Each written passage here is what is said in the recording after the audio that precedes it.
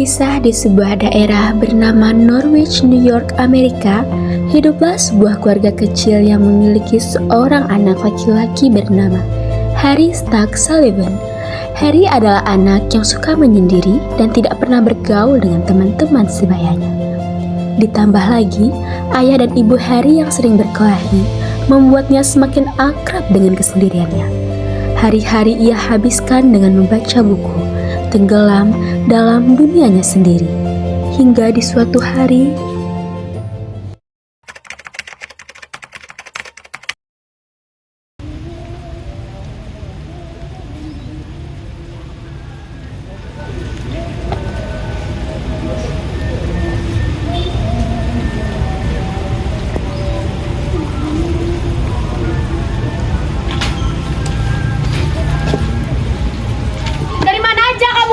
Terus main apa? Kamu nggak lihat tagihan listrik rumah?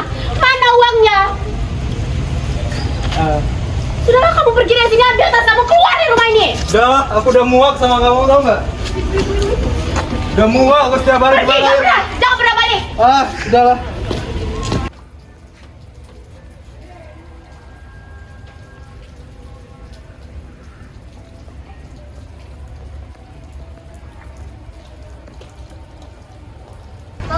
Harry, ngapain kamu sedang di sini? Aku hanya ingin membaca buku, Bu. Kenapa kamu nggak pernah main sama anak-anak lain? Mereka tuh tidak pernah mengerti aku, Bu. Gak ada orang yang bisa berkembang tanpa orang lain, Harry. Kamu harus bergaul. Menjadi apa kamu, ha? Aku tidak tahu bagaimana cara melakukannya, Bu.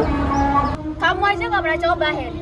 Sudah ibu lihat ya, kamu sering banget baca buku. Kamu lihat, mereka semua bisa loh jadi temanmu. Hidup itu tentang hubungan, Harry. Ngerti? Iya, Bu. Bagus.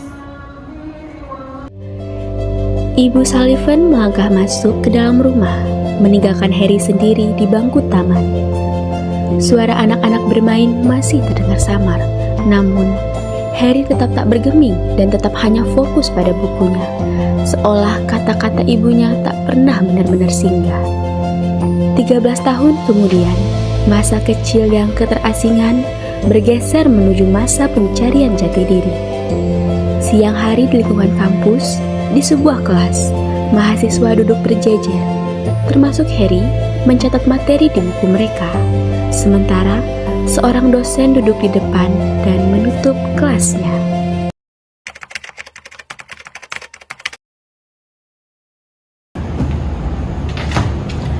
Baik anak-anak, mungkin sekian kelas kita hari ini. Ibu akhiri, wassalamualaikum warahmatullahi wabarakatuh.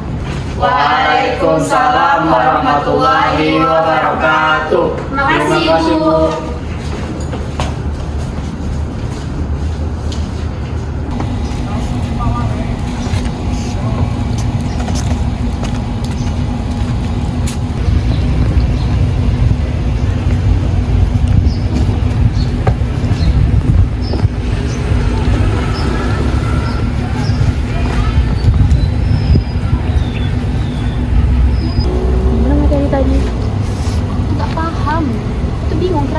Kamu siapa yang paham? Harry sih, Buat ngajarin kita. betul. Itu Harry. Gimana kalau kita ajak dia kerja Kamu bareng? yang ngajak ya? Nah, Harry, kami mau belajar bareng nih sekelas, ngulang materi yang barusan Bu Berna jelasin. Kamu mau ikut nggak? Bener kata Asa. Kami itu perlu perspektif kamu soal materi yang tadi. Soalnya itu agak bingungin gak sih? Menurut aku juga kamu gak bisa loh sih-sian terus. Ya kan, Sam? Betul tuh, Zak. Nggak usah. Aku lebih nyaman di sini. Lagian, aku bisa belajar sendiri. Tapi kamu itu bakal lebih cepet paham sama materi kalau kamu belajar bareng, Harry. Kenapa sih tiap kali diajak belajar bareng kamu nggak pernah mau? Kan kita juga teman. Terima kasih. Tapi aku lebih suka begini. Lagi pula, aku nggak terlalu suka sama orang lain.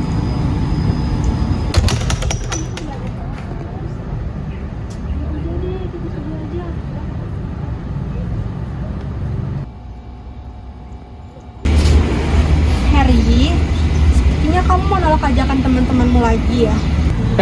Ibu. Iya, Bu. Saya lebih nyaman belajar sendiri. Saya paham, Harry.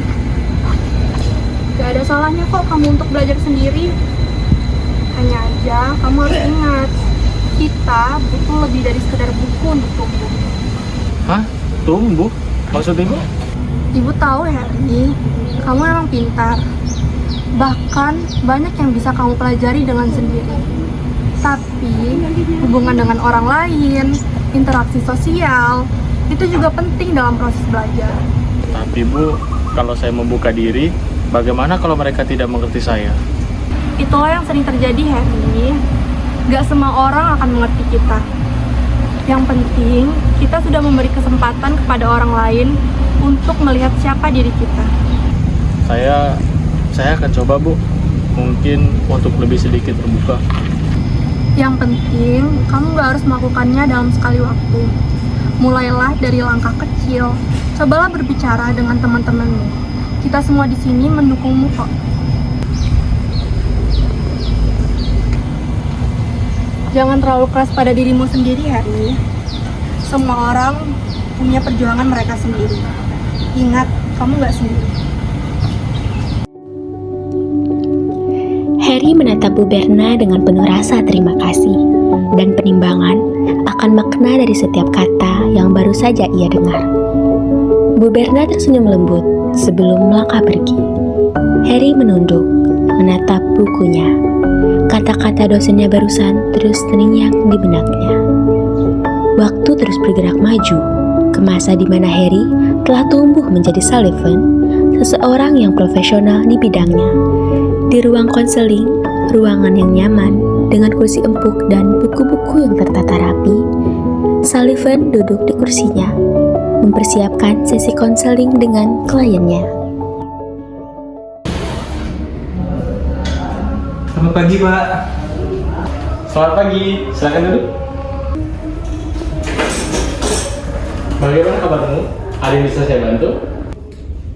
Saya merasa seperti terjebak. Saya merasa orang-orang di sekitar saya tidak nyaman untuk berinteraksi dengan saya. Bahkan lingkungan terdekat saya. Saya takut untuk ditolak dan tidak diterima oleh orang-orang yang ada di lingkungan saya. Rasa takut itu sangat wajar, John. Banyak loh orang di luar sana merasakan hal yang sama. Bahkan itu bisa terasa sangat menyakitkan. Tapi Pak, saya tidak tahu bagaimana cara mengubahnya. Ketika saya mendekat, saya merasa seperti terisolasi. Bahkan, saya merasa teman-teman saya tidak mengerti dengan saya. Saya mengerti perasaan kamu, John. Saya tahu, memang sulit untuk membuka diri.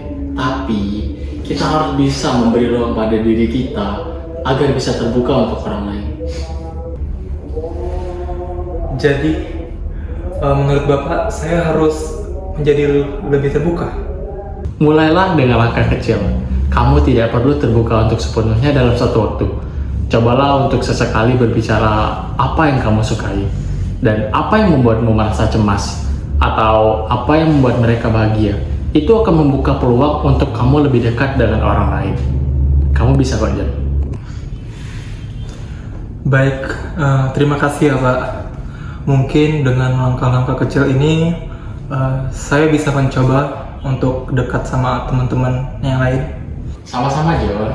Saya senang kok bisa membantu kamu. Kita akan lanjutkan percakapan ini minggu depan ya. Ingat, kamu tidak perlu merasa sendirian. Baik Pak, nanti minggu depan saya kesini lagi ya Pak. Oh, baik. Oke, mungkin sekarang saya langsung pamit ya Pak. Oke, John. Hati-hati di jalan, John. Terima kasih ya Pak.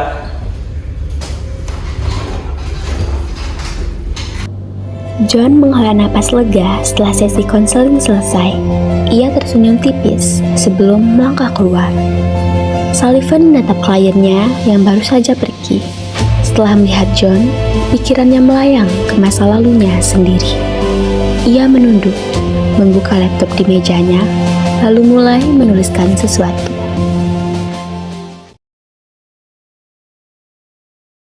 Jadi kesimpulannya, hubungan interpersonal kita dengan orang lain menjadi faktor penting untuk membentuk kepribadian manusia. Penyakit mental bukan dari individu saja, tetapi tentang sosial orang lain juga.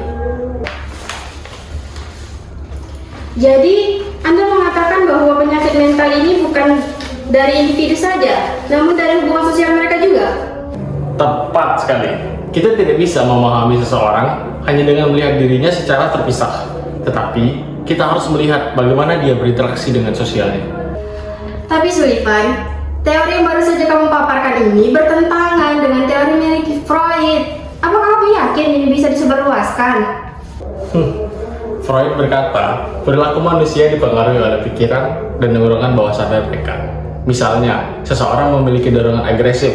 Menurut Freud, dorongan tersebut mungkin disalurkan ke dalam olahraga. Sedangkan menurut saya, dorongan tersebut memungkinkan disalurkan ke dalam kegiatan yang membangun secara sosial. Tapi, sepertinya teori yang baru saja kamu paparkan ini mau merubah paradigma dari teori yang sudah terkenal di dunia psikiatri. Apa yang membuat kamu yakin interpersonal ini benar? Saya yakin, karena saya melihatnya berfungsi di lapangan.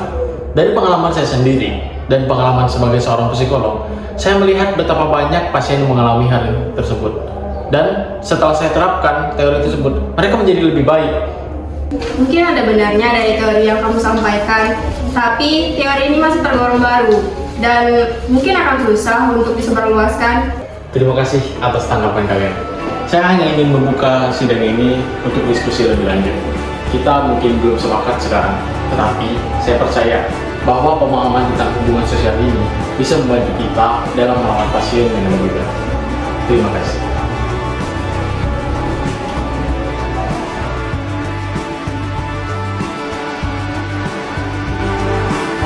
Teori interpersonal Harry Stack Sullivan menekankan pentingnya hubungan sosial di dalam kesehatan mental menghadapi berbagai kecaman dan keraguan, terutama dari kalangan psikiater yang lebih mendalami faktor biologis dan psikologis lainnya.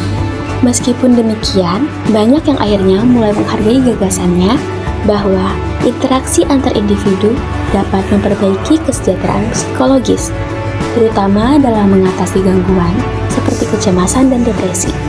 Meskipun teori ini tidak diterima dengan cepat, pemikiran Sullivan membuka wawasan baru di dalam dunia psikologi, mengakui bahwa koneksi manusia memiliki dampak yang besar terhadap perkembangan dan pemulihan individu.